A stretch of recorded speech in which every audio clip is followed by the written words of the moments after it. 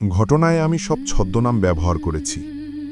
আমার নাম মাশফি, আর এই ঘটনাটি আমাদের 4 বন্ধুর সাথে ঘটে যাওয়া ঘটনা, যা আমরা আজও কেউই ভুলতে পারিনি।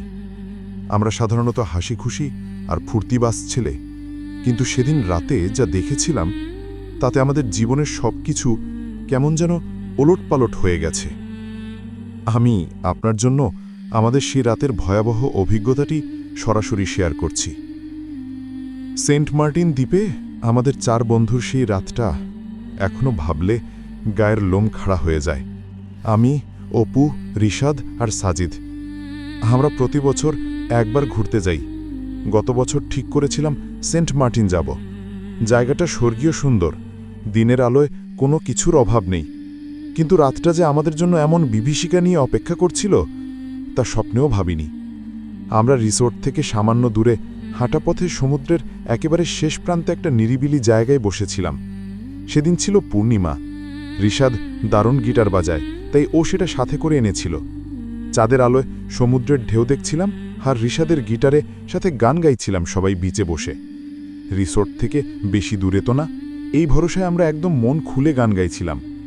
সময়ের খেয়াল ছিল না। রাত যখন বেশ গভীর, তখন মনে হলো এবার ফেরা যাক।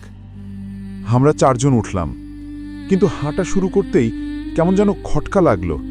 মনে হলো রিসোর্টে ফেরার জন্য যেদিকে হাঁটা শুরু করলাম, জায়গাটা অচেনা লাগছে কেন।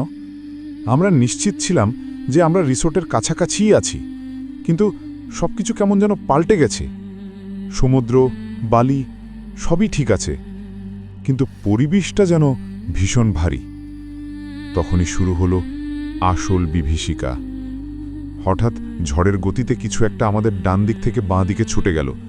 শুধু একটা ঝড়ো বাতাসের শনশন শব্দ, কিন্তু চোখে কিছুই দেখতে পেলাম না। তার 1 সেকেন্ড পরেই এলো সেই অমানবিক চিৎকার, যেন বহু দূর থেকে একটা তীব্র কোনো পশুর মতো আওয়াজ ভেসে এলো, যা আমাদের মেরুদণ্ড দিয়ে ঠান্ডা স্রোত নামিয়ে দিল। ভয়ে আর দ্বিধা রইল না, আমরা দৌড়াতে শুরু করলাম। কিন্তু একই একটু আগেও যেখানে আমাদের রিসোর্টের আলো বা অন্য কোনো স্থাপনা থাকার কথা, সেখানে কেবল অন্ধকার সমুদ্র আর অনন্তিম বালুচর। রিসোর্টটা যেন কর্পূরের মতো উবে গেছে। আমরা তো বেশি দূর হাঁটিনি। যখন ভয়ে প্রায় দিশেহারা, তখন হঠাৎ কানে এলো একটা খুব মিষ্টি সুর, খুব মৃদু। একটা ছোট ছেলে গুনগুন করে ঘুম পাড়ানি গান গাইছে। ফিরে দেখলাম চাঁদের আলো একটা ছোট ছেলে বালিতে খেলছে। সে এমনভাবে খেলছে যেন আশেপাশের বিভীষিকা তাকে একটুও স্পর্শ করেনি। আমরা কোনো মতে নিজেকে সামলে জিজ্ঞেস করলাম, এই ছেলে, তুমি এত রাতে এখানে একা কি করছো? তোমার বাবা মা কোথায়? ছেলেটি খেলা থামিয়ে মুখ তুলে তাকালো। ওর চোখ দুটো গভীর অন্ধকারে চিকচিক করছিল, আর মুখে একটা নিষ্পাপ হাসি। এরপর যা ঘটল তার জন্য আমরা মোটেও প্রস্তুত ছিলাম না। ছেলেটি স্বাভাবিক কণ্ঠে ডাকল, তোমরা মাশফি, রিশাদ, অপু, সাজিদ না? তোমরা কেন ভয় পাচ্ছ? আমার সাথে খেলবে? আমাদের শরীরের সব রক্ত যেন জমাট বেঁধে গেল। আমাদের নাম তো কারো জানার কথা না, এমনকি রিসোর্টের ওয়েটারকেও আমাদের নাম বলিনি। আমাদের রক্ত হিম হয়ে গেল। সাজিদ আতকে উঠে বলল, আমরা খেলবো না। তুমি কে? তুমি আমাদের নাম জানো কি করে? ছেলেটা উঠে হেঁটে হেঁটে পানিতে নেমে গেল, আর নাচতে নাচতে বলল, আসো আমরা খেলি। সাজিদ এবার রেগে গিয়ে বলল, বললাম না খেলবো না। আমাদের এই প্রত্যাখ্যানের সাথে সাথেই ছেলেটি খেলা থামালো। ওর মাথাটা ধীরে ধীরে ঘুরল আমাদের দিকে। ছেলেটির চেহারা পাল্টাতে শুরু করল। সেই নিষ্পাপ হাসিটা স্থির হয়ে গেল, মুখটা ধীরে ধীরে বিভৎস আকার ধারণ করল। ওর কণ্ঠস্বরটা মুহূর্তে বিকৃত হয়ে গেল। সেটা আর কোনো শিশুর গলা ছিল না, ছিল একটা গভীর, ভয়ঙ্কর, বিকৃত গলার স্বর। সে দাঁতে দাঁত চেপে বিকট স্বরে আমাদের হাত দিয়ে ডাকছে, আর সেই বিকট হাসি। যখন আমরা নিশ্চিত যে আমাদের শেষ সময় এসে গেছে, ঠিক তখনই বহু দূর থেকে একটা শান্ত, পরিচিত সুর ভেসে এলো, ফজরের আজান। সেই শব্দ যেন অন্ধকার চিরে আলোর রেখা আনল, আর সেই বিকৃত কণ্ঠস্বর স্তব্ধ হয়ে গেল। আমাদের শেষ মনে আছে। তারপর সবকিছু অন্ধকার। পরের দিন সকালে যখন জ্ঞান ফিরল, তখন চারিদিকে দিনের ঝলমলে আলো। উঠে দেখি আমাদের চারপাশে কয়েকজন স্থানীয় লোক দাঁড়িয়ে আছেন।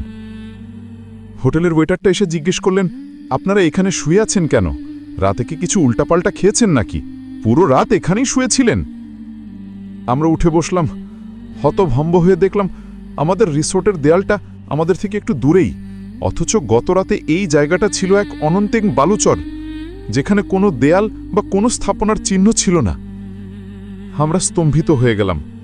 এই জায়গাটা, আমরা তো এখান থেকেই হাঁটা শুরু করেছিলাম, আর যখনই দৌড়াতে শুরু করি রিসোর্টের কোনো চিহ্ন মাত্র ছিল না। তাহলে গত রাতে আমরা কোথায় ছিলাম? আমরা ওই দিনই সব গুছিয়ে ঢাকার উদ্দেশ্যে রওনা দেই। ওই রাতে যে অলৌকিক ঘটনাগুলো ঘটল, তাতে মনে হয় সময় আর দূরত্বের সব বাঁধন ভেঙে গেছিল। সেই বিকৃত ডাক আর হাসি আজও ভুলতে পারি না। সেন্ট মার্টিনের সেই রাতটা কোনো জগৎ থেকে ধার করা ছিল।